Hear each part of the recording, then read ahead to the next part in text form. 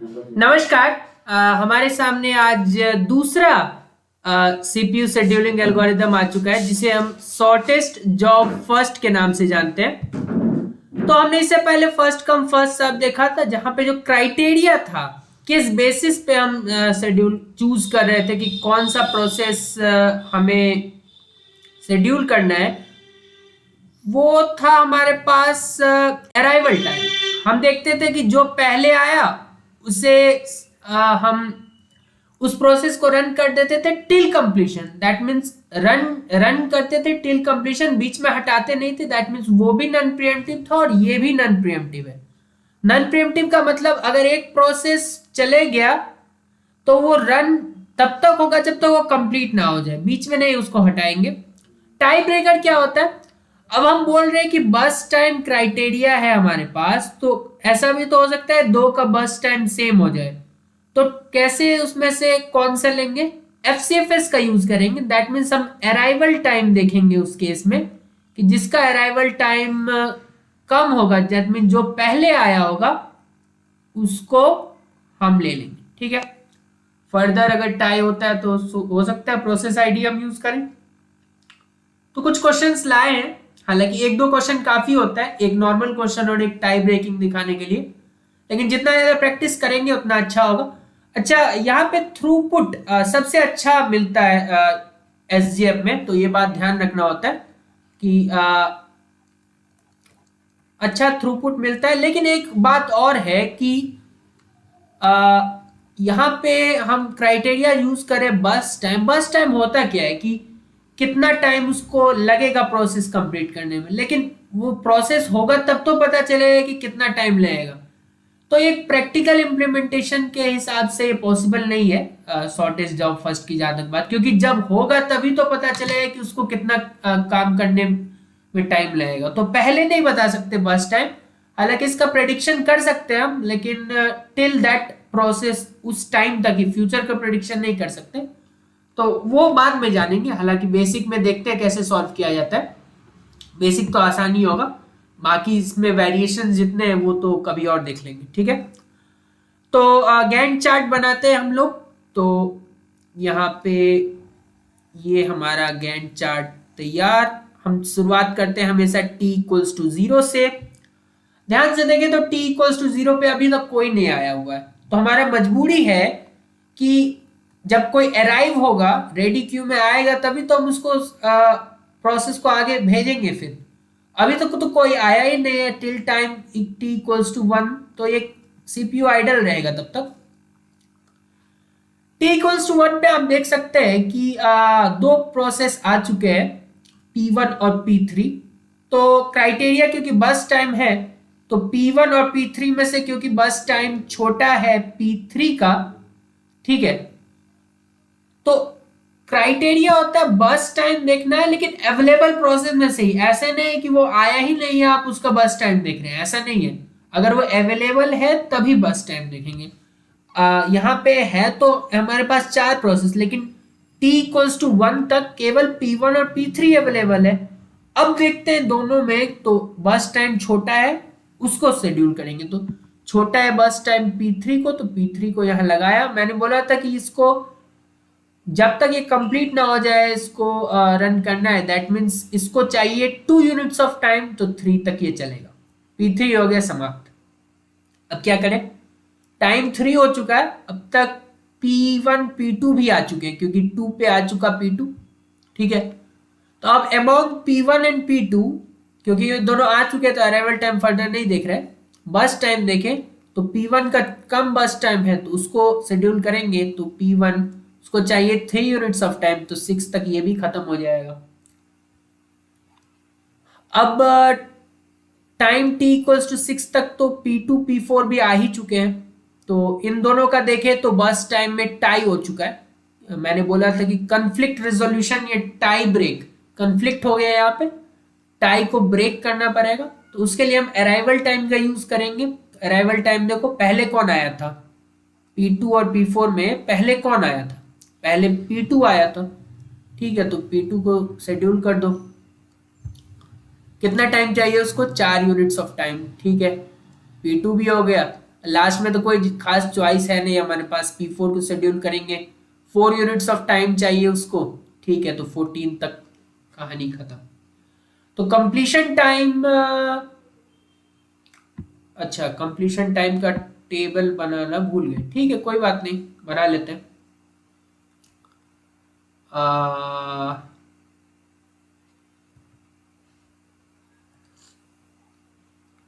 Response time तो हालांकि pre-emptive में वेटिंग टाइम के इक्वल होता है, तो उसको बना के कुछ खास मिलेगा नहीं। तो कंप्लीशन टाइम पहले देखते हैं। P1 t इक्वल्स टू 6 पे खत्म हुआ, P2 t इक्वल्स टू 10 पे, P3 t इक्वल्स टू 3 पे, और P4 t इक्वल्स टू 14 पे। टर्न अराउंड टाइम निकालते हैं। टर्न अराउंड टाइम होता है हमारे पास completion time minus arrival time. तो 6 minus 1 5, 10 minus 2 is 8, 3 minus 1 is 2, 14 minus 4 is 10।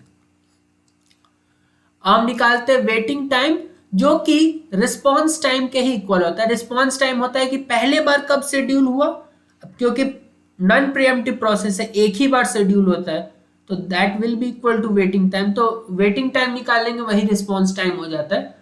तो वेटिंग टाइम निकालने के लिए हम क्या करते हैं, turn around time minus burst time, ठीक है। तो 5 minus 3 is 2, 8 minus 4 is 4, 2 minus 2 is 0, 10 minus 4 is 4, sorry 6। Formula जो हम यूज करते हैं वो होता है completion time minus arrival time equals to burst time plus waiting time. ये इक्वेशन यूज हो जाता है तो सब कुछ निकल जाएगा। लेफ्ट हैंड साइड में इसको हम टर्न अराउंड टाइम भी बोल दिया करते हैं, ठीक है। तो एक फॉर्मूला तो यही हो गया, डायरेक्ट यहां से टर्न अराउंड टाइम हो जाता है completion time minus arrival time. अगर आपको वेटिंग टाइम चाहिए तो turn around time minus burst time, ऐसे आप निकाल सकते हैं। हालांकि टेबल से तो आसान होता है निकालना। तो इसके बाद आपको क्या क्या पूछ सकते हैं, एक तो ये पैरामीटर्स पूछ सकते हैं, इसके अलावा average completion time, average turn around time पूछ सकते हैं।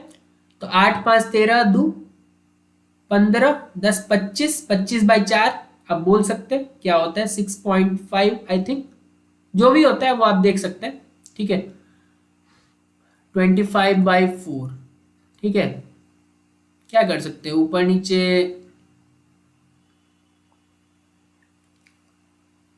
25 से मल्टीप्लाई कर दो, 625 बाई 100, 6.25, ठीक है। तो 6.25 है हमारा एवरेज टर्न अराउंड टाइम। ऐसे ही एवरेज वेटिंग टाइम भी निकाल सकते हैं। एक और चीज आता है, क्योंकि मैंने बोला था कि इसका थ्रूपुट अच्छा होता है। थ्रूपुट होता है हमारे पास, थ्रूपुट का फॉर्मूला अगर टी लिख दे या सिंपली थ्रूपुट, एक बार निकाल लेते हैं, बाकी सारे क्वेश्चंस में आप खुद निकाल लीजिएगा। थ्रूपुट होता है हमारे पास number of processes divided by L. अब ये एल होता है maximum of completion time minus minimum of arrival time. Completion time maximum क्या है 14, और अराइवल टाइम मिनिमम कितना था 1, तो ये हो गया 13 हमारे पास, ठीक है। तो 13 और कितने प्रोसेसेस है 4/13 हो जाएगा हमारे पास थ्रूपुट इस पर, ठीक है। Maximum of completion time minus minimum of arrival time, ठीक है। अराइवल टाइम मिनिमम था 1, तो वो कर लिया हमने 4/13। बाकी क्वेश्चंस में भी ऐसे ही हम बस गैंट चार्ट बना लेंगे और टेबल फिल कर लेंगे। इसके अलावा आप average turn around time, average waiting time, throughput और रिस्पॉन्स टाइम, जो कि मैंने बोला है कि वेटिंग टाइम के ही इक्वल आएगा, ये आप खुद से निकालें, ठीक है। क्वेश्चन नंबर 2 पे चलते हैं। फिर से वही दिक्कत हो गया क्योंकि मैंने ऊपर वाला ही टेबल कॉपी पेस्ट कर लिया है तो हो जाएगा। Completion time, turn around time और वेटिंग टाइम जो कि रिस्पॉन्स टाइम बात बराबर ही है इसमें। तो चलिए गैंट चार्ट बनाते हैं। t इक्वल्स टू 0, ठीक है। पे कोई आया था क्या? P4 आ चुका है। अब देखो हमें लगेगा कि बस टाइम मिनिमम तो P2 का है, लेकिन P2 अवेलेबल है ही नहीं ना, रेडी क्यू में अभी तक आया ही नहीं है P2, तो उसको हम कैसे आगे बढ़ा सकते हैं? ओनली अवेलेबल प्रोसेस में से देखेंगे मिनिमम बस टाइम किसका है, ठीक है। ये बात ध्यान रखना है, ऐसा नहीं कि वो आया ही नहीं उसे हम शेड्यूल कर रहे हैं। अवेलेबल प्रोसेस में से मिनिमम बस टाइम हमें देखना होता है। तो t इक्वल्स टू 0 पे केवल P4 आया है तो हमारा मजबूरी है कि P4 को शेड्यूल करेंगे 3 यूनिट्स ऑफ टाइम के लिए। P4 खत्म हो गया। t इक्वल्स टू 3 तक अब और दो आ चुके हैं which is P1 and P3। Among P1 and P3 अगर देखें तो 6 और 8 है, दैट मीन्स P1 का कम बस टाइम है तो उसको शेड्यूल करेंगे 6 यूनिट्स के लिए। P1 भी हो गया खत्म।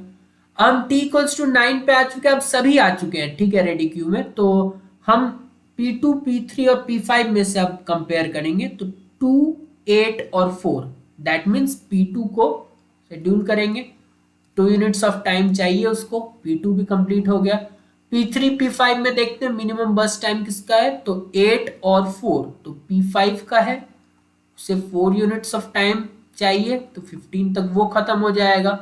और फिर एट द एंड P3 जिसको 8 यूनिट्स ऑफ टाइम चाहिए तो 23 तक वो खत्म, ठीक है।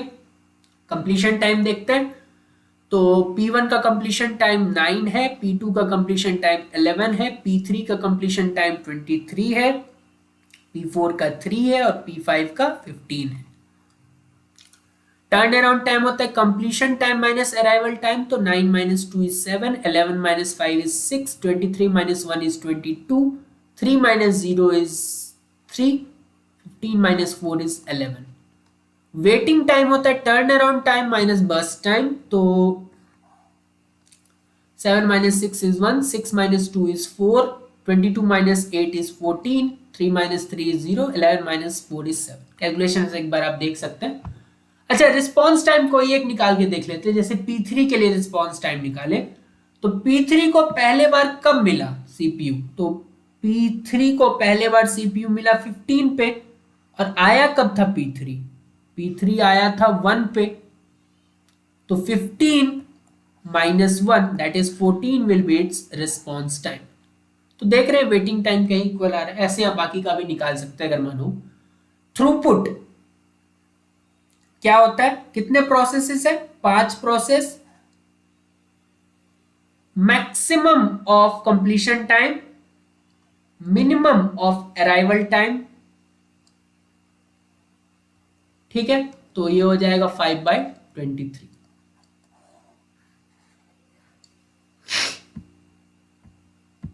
आगे बढ़ते हैं।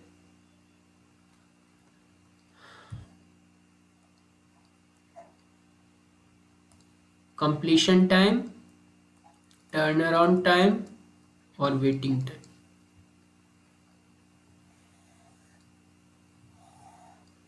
t इक्वल्स टू 0 पे P4 क्योंकि आ चुका है तो कोई दिक्कत नहीं, उसको शेड्यूल कर देते हैं 6 यूनिट ऑफ टाइम के लिए वो चलेगा।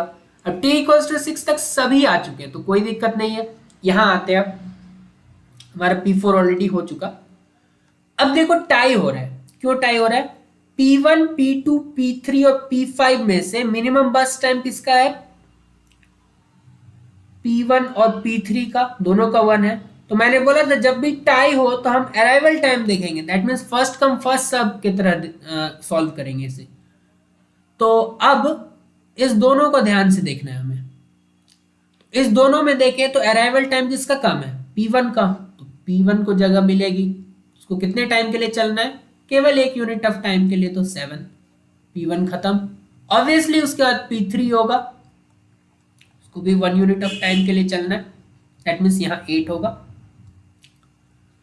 तो P1 और P3 हो गया। अब P2, P5 में देखो किसका कम बस टाइम है, तो P5 का है, तो P5 3 यूनिट्स ऑफ टाइम के लिए चलेगा और एट द एंड P2 चलेगा,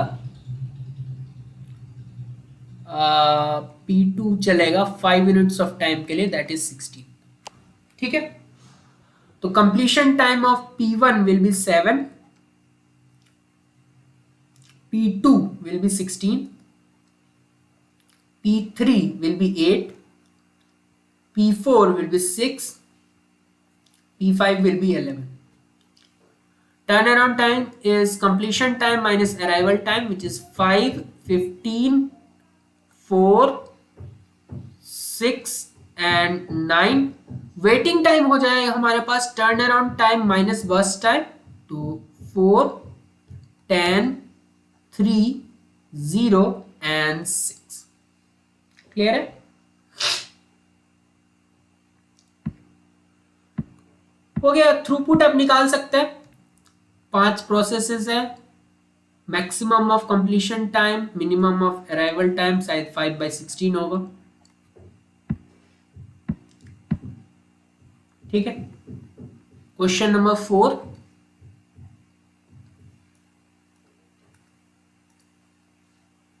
रिस्पॉन्स टाइम तो वेटिंग टाइम के इक्वल आएगा क्योंकि नॉन प्रीएम्प्टिव है। अच्छा, यहाँ पे कंप्लीशन टाइम, फिर टर्न अराउंड टाइम। आपको मन हो तो कोई क्वेश्चन आप रोक के खुद ट्राई कर सकते हैं, होमवर्क यहाँ कुछ नहीं मिलने वाला। तो completion time, turn around time और वेटिंग टाइम। ठीक है, इस केस में सभी आ चुके हैं t=0 पे ही, अराइवल टाइम सबका 0 है। तो अब बस टाइम से कंपैरिजन करेंगे तो टाई हो गया P3 और P5 के बीच। अब अराइवल टाइम देखें तो फिर से टाई हो गया, दोनों का 0 है, इन दोनों के बीच टाई हुआ था ना। हम गए अराइवल टाइम देखने, वहां भी दिक्कत। तो फिर प्रोसेस आईडी देखते हैं, तो मिनिमम प्रोसेस आईडी को प्रेफरेंस मिलेगा, दैट मींस P3 को प्रेफरेंस मिलेगा, 1 यूनिट ऑफ टाइम के लिए वो चलेगा। उसके बाद ऑब्वियसली P5 को मिलेगा, 1 यूनिट ऑफ टाइम के लिए चलेगा। ये दोनों हो गया।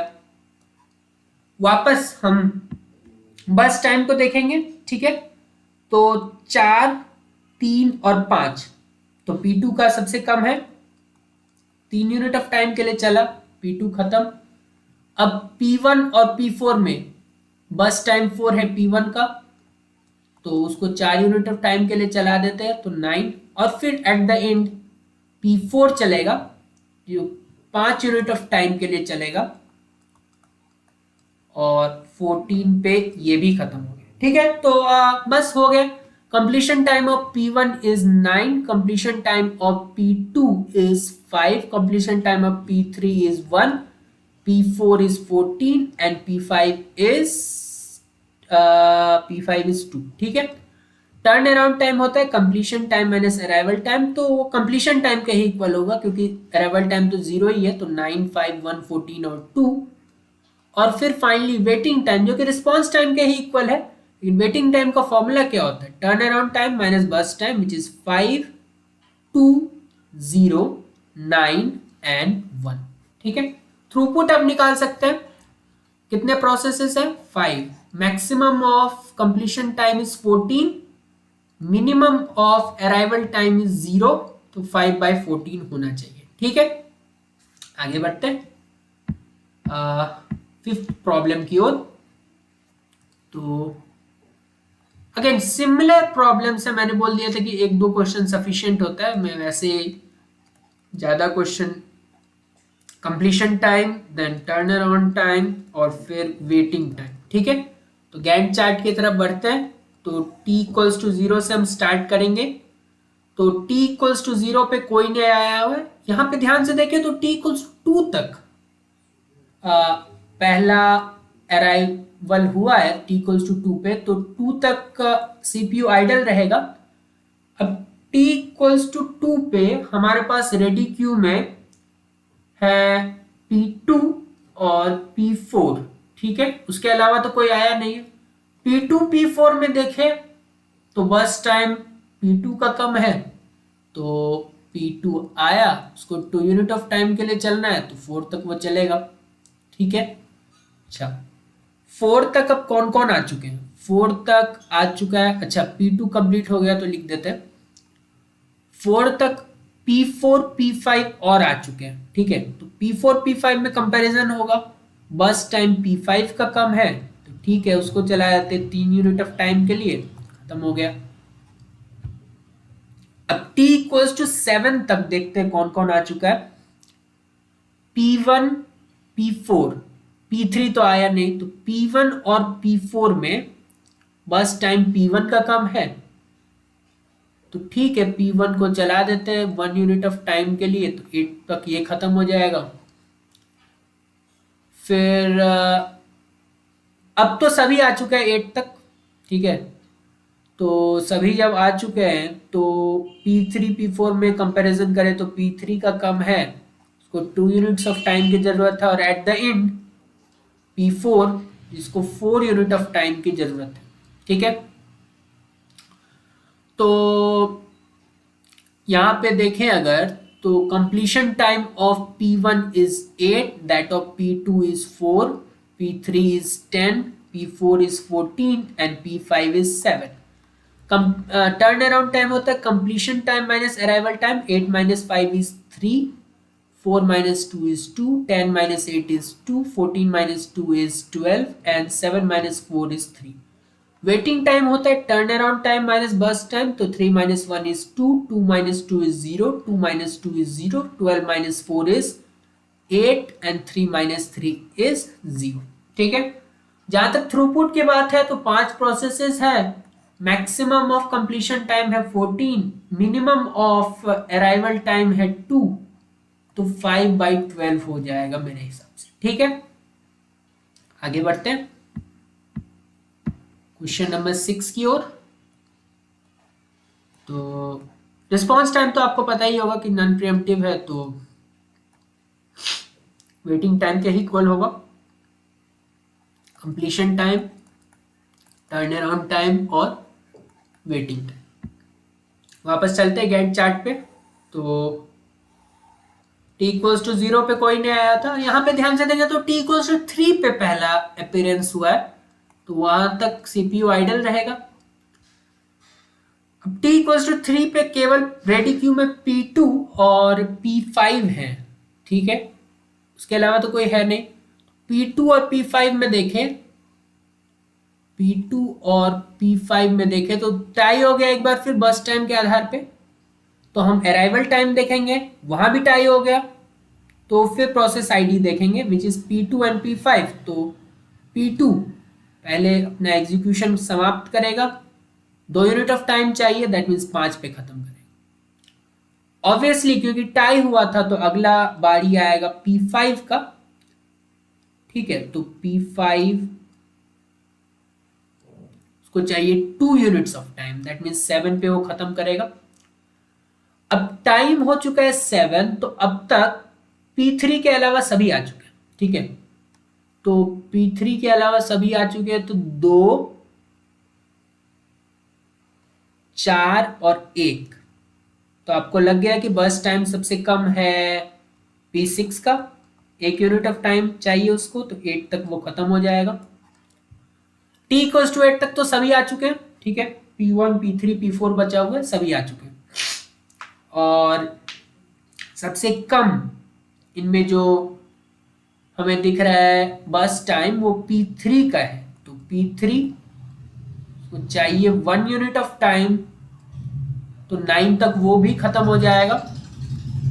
P1 और P4 में देखें तो मिनिमम क्या है, P1 का 2 यूनिट्स ऑफ टाइम उसको चाहिए था, 11 पे वो भी खत्म हो रहा है।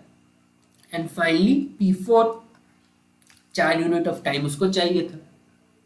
ठीक है, तो कंप्लीशन टाइम देखा जाए तो P1 का कंप्लीशन टाइम 11 है, P2 का कंप्लीशन टाइम 5 दिख रहा है मुझे, P3 का कंप्लीशन टाइम 9 दिख रहा है, P4 का कंप्लीशन टाइम 15 दिख रहा है, P5 का 7 दिख रहा है और P6 का 8 दिख रहा है।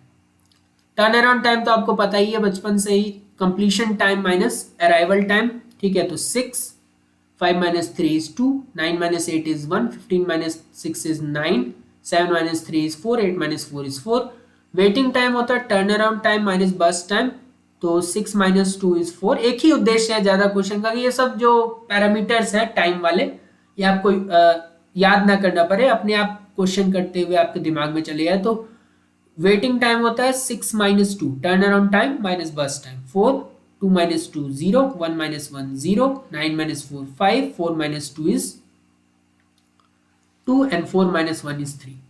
जहां तक थ्रूपुट की बात है तो 6 प्रोसेसेस है, मैक्सिमम ऑफ कंप्लीशन टाइम है 15, मिनिमम ऑफ अराइवल टाइम है 3, तो 6/12 होना चाहिए, दैट इज 1/2। ठीक है,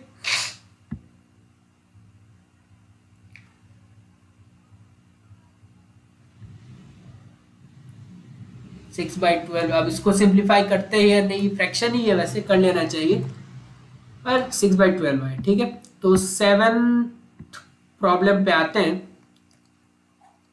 एक बार फिर से हमारे पास बस टाइम और अराइवल टाइम गिवन है, तो completion time, turn around time और वेटिंग टाइम। अब एवरेज निकाल सकते हैं टर्न अराउंड टाइम और वेटिंग टाइम का, और क्वेश्चन के हिसाब से, और कुछ गलती हो प्रॉब्लम कैलकुलेशन में तो वो भी आप बता दें। ठीक है, तो गैंट चार्ट एक बार फिर से बनाते हैं हम लोग।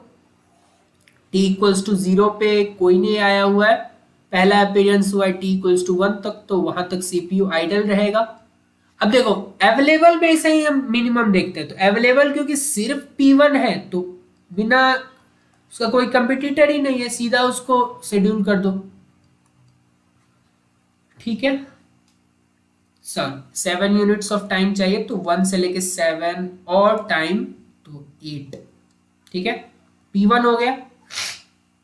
अब टाइम 8 तक सभी आ चुके हैं, उन सब में से मिनिमम किसका है, 5128, तो P3 का मिनिमम है बस टाइम, उसको मौका मिला 1 यूनिट ऑफ टाइम। अब P2 P4 P5 में किसका मिनिमम है, P4 का, 2 यूनिट्स ऑफ टाइम के लिए चला। P2 और P5 में किसका मिनिमम है, P2 का, 5 यूनिट्स ऑफ टाइम के लिए चला, और फिर फाइनली तो P5 आएगा ही, 16 8 24। ठीक है, कंप्लीशन टाइम देखें तो P1 का है 8, P2 का है 16, P3 का है 9, P4 का है 11 और P5 का है 24। टर्न अराउंड टाइम होता है completion time minus arrival time, तो 7 14 6 7 और 19। वेटिंग टाइम होता है turn around time minus burst time, जो कि होता है 0 7 5, ये भी 5 और ये 11। ठीक है, थ्रूपुट निकाल सकते हैं आप, 5 प्रोसेसेस है, maximum of completion time minus minimum of arrival time 5/23 होना चाहिए। Question number 8। ठीक है, अब कुछ तो होगा इसका भी ड्रॉबैक, और वो आपको दिख रहा है कि बस टाइम अगर पहले प्रोसेस का ही मतलब इसमें भी देख सकते हैं कि पहला तो एक दिक्कत है कि ये बस टाइम के आधार पे करता है, तो इसमें कुछ हद तक दिक्कत आएगी, क्योंकि बस टाइम हम लोग इनिशियल बता नहीं सकते, जब तक वो प्रोसेस रन नहीं होगा उसको कितना टाइम लगेगा ये हम बता नहीं सकते। प्रेडिक्ट भले ही कर सकते उस पर्टिकुलर इंस्टेंस तक, लेकिन ठीक है, हमें जो इंफॉर्मेशन मिला उसके हिसाब से हम गैंट चार्ट एक बार फिर बना लेते हैं आखिरी बार। तो t इक्वल्स टू 0 पे केवल P1 आया है। ठीक है, तो भले ही बस टाइम इसका सबसे ज्यादा था, और हम कर रहे हैं शॉर्टेस्ट जॉब फर्स्ट, मतलब हम देख रहे हैं मिनिमम बस टाइम, लेकिन थोड़े से के लिए रह गया, 1 सेकेंड में अगर टाइम देख रहे हैं तो 1 सेकेंड के लिए रह गया, और उस 1 सेकेंड के गलती के कारण उसको 20 यूनिट ऑफ टाइम का वेट करना पड़ेगा P2 को, थोड़ा और लेट हो गया P3 तो उसको भी दिक्कत होगा, तो थोड़ा सा लेट हो गया, इसी के कारण उसको इतना ज्यादा वेट करना पड़ेगा, जो कि आप देख पाएंगे यहाँ पे। अब 0 पे बस P1 आया था तो वो आएगा, 20 यूनिट्स ऑफ टाइम के लिए वो चलेगा, ठीक है। वो खत्म होने के बाद अब फिर से टाई हो गया P2 और P3 के बीच में, ठीक है। तो हम अराइवल टाइम देखेंगे तो P2 पहले आया था, उसको जगह मिलेगा 1 यूनिट ऑफ टाइम के लिए, ठीक है। और फिर एट द एंड हमें P3 को वक्त देना होगा 1 यूनिट ऑफ टाइम के लिए। तो आप देख पा रहे हैं कि वेटिंग टाइम जब हम निकालेंगे, पहले तो हम लिख लेते हैं, पहले हम लोग जो उससे पुराने पैरामीटर से जो कि कंप्लीशन टाइम है, तो P1 कंप्लीट हुआ 20 पे, P2 कंप्लीट हुआ 21 पे और P3 22 पे। टर्न अराउंड टाइम देखें अगर हम, तो completion time minus arrival time which is 20, 20 and 20, ठीक है। और क्या देखा जाता है फिर, waiting time, turn around time minus burst time which is 0 and which is 19 and which is 19। तो आप देख सकते हैं P1 को एब्सोल्युटली कोई वेट नहीं करना पड़ा, वो आया और वो शेड्यूल हो गया, ठीक है, क्योंकि वो पहले से आके बैठा हुआ था, आया और तुरंत वो 20 यूनिट ऑफ टाइम के लिए शेड्यूल हो गया।